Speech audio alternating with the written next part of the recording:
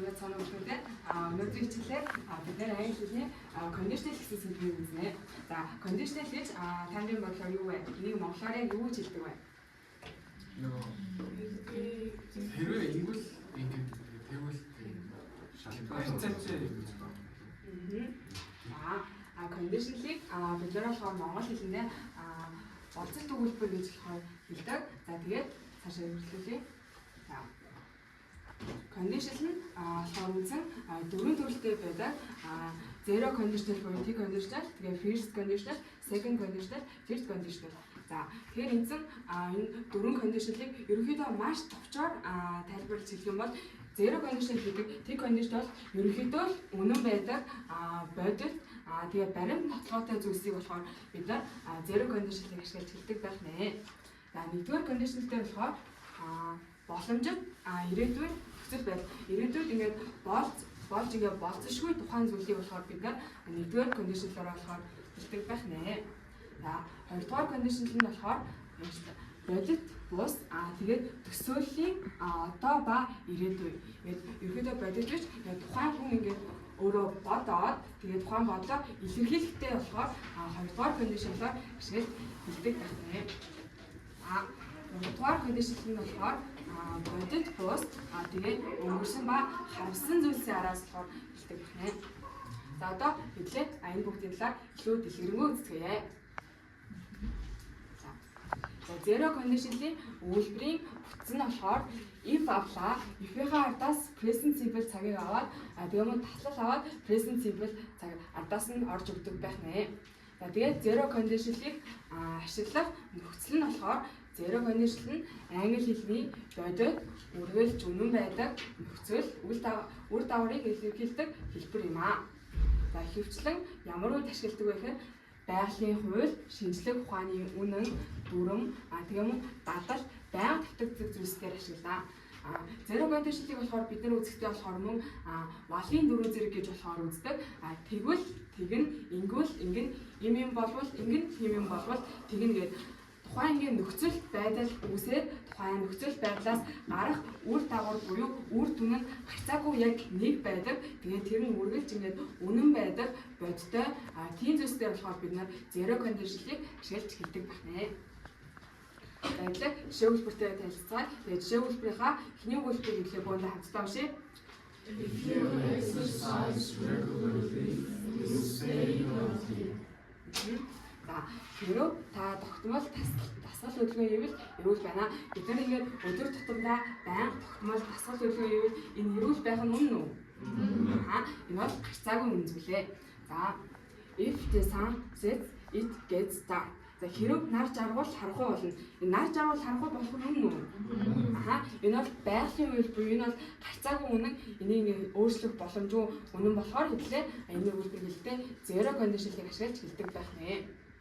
Тэгээд хэрв мөсийг халаавал тайлна. Тэгээд хэрв бороо зогсвол норно. Эдгээр бороо зогсвол норох нь үнэн. Тэгээд мөсийг халаавал тайлах нь үнэн. Эдгээр бол ингээд огтхонч өөрчлөгдөхгүй дандаа ингээд үргэлж үнэн байдаг бодтой тийм зүйлсийг хэлэхдээ идэхлээр zero conditional-ыг ашиглаж хэлдэг байна. За бөөндөө zero conditional-ийнхаа үйлбэрийн бүтэц болон ямар үед ашиглах зэргийн болохоор дэвтэр дээрээ тэмдэглэж авцгаая.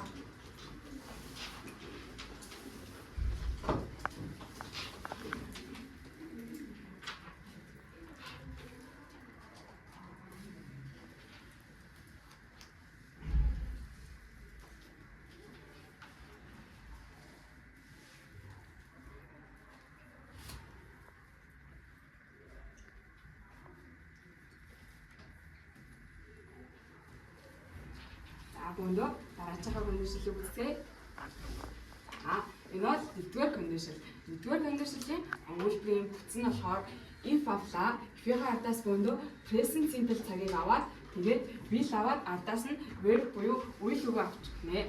За тэгээд бид нар мөн will-ийн оронд болохоор эдгээр үгс буюу can, may, might, shall гэсэн эдгээр үгс дөрвөөгөө болохоор ашиглаж болдог байх нэ. Тэгээд ямар нөхцөл байдалд хэдүүлээ first conditional буюу ямар үед ашиглах вэ гэхээр ирээдүйд болох магадлалтай зүйлс болон энэ хэсэг нь хамгийн чухал нь тухайн нөхцөл байдал биелвэл ямар үр дүн гарах вэ гэдэг дээр болохоор хэдүүлээ first condition буюу нэгдүгээр condition-ыг ашиглаж хэлдэг байна. За жишээ үйлдвэртэй танилцаад за эхний үйлдвэр нь уншиг өндөө. If it rains, I will stay at home. За хэрвээ бороо орвол би гэртээ үлднэ. Бороо орчих юм бол би гэртээ үлднэ. Хэрвээ бороо орохгүй л магадгүй би гарнаач гэдэг юм уу. Ингээд тухайн нөхцөл байдал биелвэл ямар үр дүн өгөх вэ гэдэг. За if she calls me, I will help her. Хэрэг тэр над руу залгавал би тусалнаа. Над руу залгавал одоо тэгвэл ингэвэл. За хэрэг сайн хичээвэл шалгалтандаа тэнцнэ.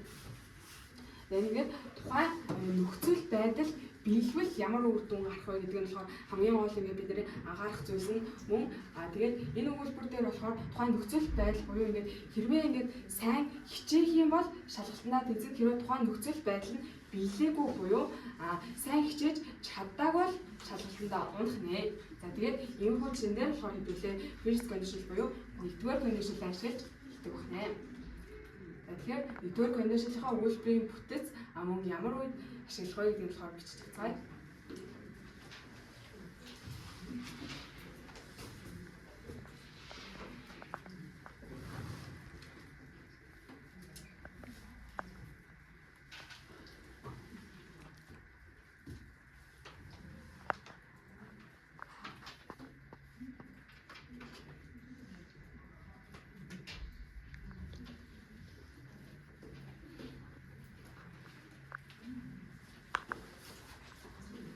Тэгэхээр одоо first condition-лаа ашиглаад надад жишээнүүдийг хэлцгээе.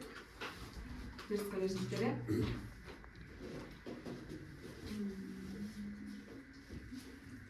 If you eat healthy, you will stay healthy. тэгээд өөр жишээ хэлэх юм байна уу? За. If I study, I will pass the exam. Үнэхээр маш их баярлалаа. За одоо бүгдээрээ second condition буюу хоёрдугаар condition л үзье.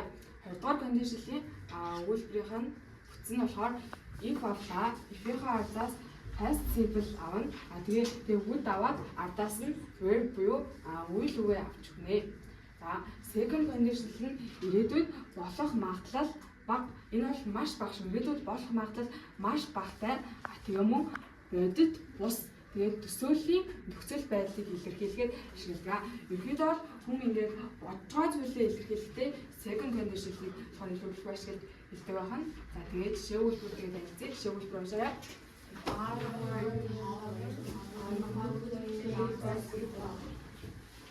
Хэрвээ би өндөр байсан бол сагсан бөмбөг тоглох байсан.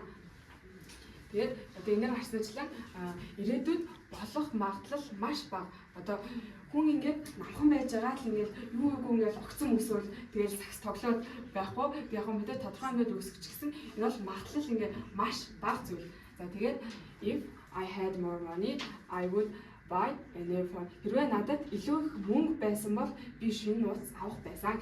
Хэрвээ ийм байсан бол, хэрвээ тийм байсан бол зэрэг хэлэхтэй болохоор ашиглана.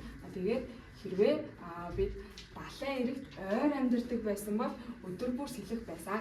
Одоо ингээд далайн эрэгт ойр амьдардаг байсан бол гэж байгаа шүү дээ. Одоо юу ингээд далайн эрэг дээр очиад ингээд амьдрал өдөр болгоо сэлээд байхгүй.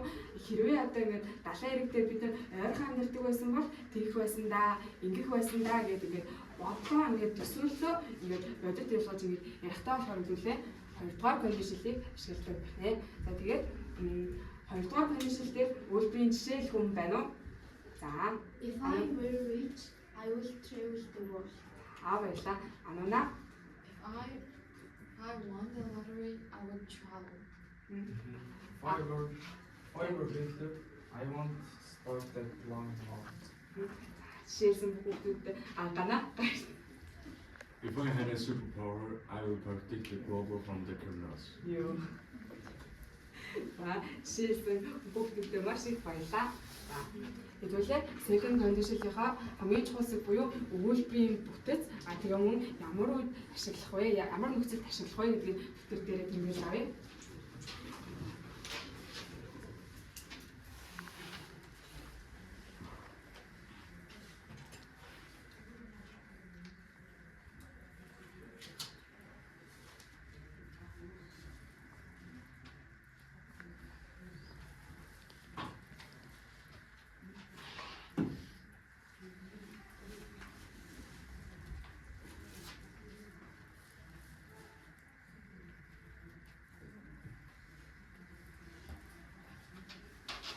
бөндөө 3-р кондишнл үзье.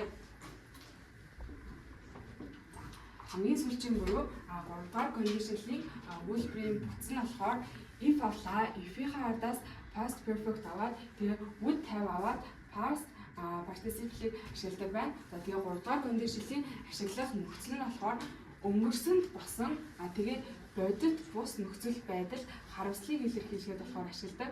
Тэгээ 2-р кондишнлаас ялгаатай юм бол энэ бол ингээд болоод өнгөрсөн нэгэнтээ өнгөрсөн зүйлсийн араас бид нар ингээд харамсаад хэрвээ тэр үед тэгсэн байсан бол гэдэг зэрэг хэлэхдээ болохоор бид нар 3-р кондишнлыг ашиглаж хэлдэг байх нэ.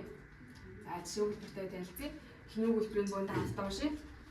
If they had left on time, they would have arrived early. Хэрвээ тэд цагтаа гарсан бол аярт очсон байх байсан. Одоо ерөнхийдөө бүх өгүүлбэрээ унших юм бол хэрвээ тэр илүү болгоомжтой жолоо барьсан бол ослоос зайлсхийсэн байх байсан. Хэрвээ тэр багшийг анхааралтай сонссон бол хичээлийг нь ойлгосон байх байсан. Эдгээр болохоор бүгдээрээ өнгөрсөн цаг дээр буюу бүх үйл явдал ингээд аль хэдийнэ болоод өнгөрсөн. Тэгээд тухайн болоод өнгөрсөн нөхцөл байдал ингээд нөхцөл байдлаас үүссэн үр дагаврынхаа ардаас бид нар харамсаж байгаа үедээ 3-р кондишнлийг ашиглаж хэлдэг байх нэ. За тэгэхээр эдгээр юу гэсэн үг вэ гэхээр тэр хэд ингээд цагтаа ингээд эрт гарч амжаагүй учраас за магадгүй хоцорсон. Тэнгүүд хоцорсныхаа ардаас хэрвээ цагтаа гарсан байсан бол бид нэр ингээд эрт очиж болох байсан да. Тэгээд хэрвээ ингээд жолоогоо илүү болгоомжтой барьсан бол энэ одоо ингээд жолоогоо магадгүй ингээд болгоомжгүй анхааралгүй ингээд барьсан байж болно. Тэгээд тэрний тухайн нөхцөл байдлаас нь үүсээд үр дүн нь болохоор осол гарсан байж болно. Тэмүүтээ тэр үед ингээд харамсаж бодохдоо одоо тэрийг илэрхийлэхдээ болохоор хэрвээ ингээд жолоогоо болгоомжтой барьсан байсан бол тухайн нөхцөл байдал буюу ингээд осол үүсгүй байж ингээд болох байсан ингээд тийм ингээд харамслыг илэрхийлэхдээ бид нар 3-р кондишнлийг ашигладаг байх нэ. Одоо сүүлийн жишээ дээр бол хэрвээ тэр багшийг анхааралтай сонссон бол хичээлийг нь ойлгосон байх байсан. Тэр юу гэсэн үг вэ гэхээр анхааралтай сонсоогүй байх нь шүү. Анхаарал өөрөө хийжсэн ч юм уу анхааралтай сонсож чадаагүй болохоор тэр багшийн заасан тухайн хичээлийг ойлгож чадаагүй. Тэгээд ойлгож чадаагүй яг тэр хичээлийнхаа араас ингээд харамсаад хэрвээ ингээд багшийг анхааралтай сонссон байсан бол тэр үед би ингээд хичээлээ ойлгож чадах байсан да гэдэг ингээд өөрийнхөө харамссан тэр ингээд харамслаа илэрхийлэхдээ бид нар болохоор 3-р кондишнлээ ашиглаж хэлдэг байх нэ. За одоо бүгдээрээ 3-р кондишнл дээр хэд хэдэн жишээ гаргая. Жишээ хүн байна уу? За энэ If I had studied, I would have passed the exam. Жишээ хүн байна уу? Жишээ заамжаа. If I hadn't spent my money, I would have had a lot of money. Баярлалаа. Жишээсэн баярлалаа. Одоо бүгдээрээ 3-р кондишнлийнхаа үйлдвэрийн бүтэц болон ямар үед ашиглах гэж зүйлсийг бичиж авъя. Тэгэхээр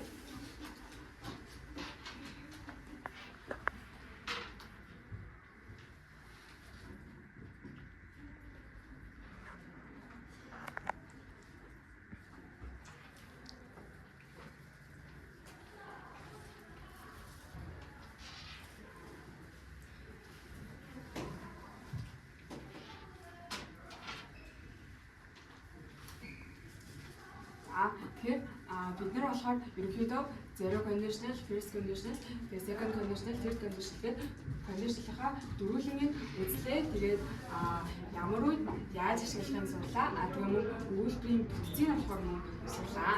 Тэгэхээр одоо бөөндөө сурсан мэдлэгээ баталгаад дасгал ажиллагаа. Тэгэхээр энэ дасгал ажил дээр яах вэ гэхээр энэ дөрвөн үйлдвэр өгсөн байгаа.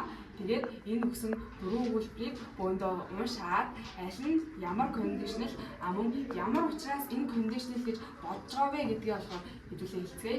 За. Эхний үйлдвэр уншъя. You mix red and blue, you get purple. За, хэдгээр кондишнл вэ?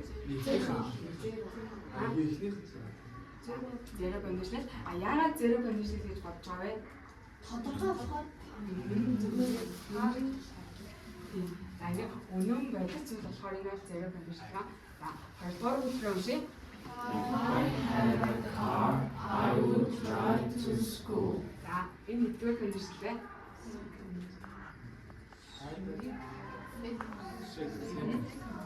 Яа second condition гэж бодож байгаа лээ? Өгүүлбэр хэлдэг хамаагүй та. Яг зөвлөлтөөр бүцэн марагдаа. Одоо бөндөө 3 дахь өгүүлбэр амшиг. If he had listened to the doctor, he would have recovered faster. Энэ ямар condition вэ?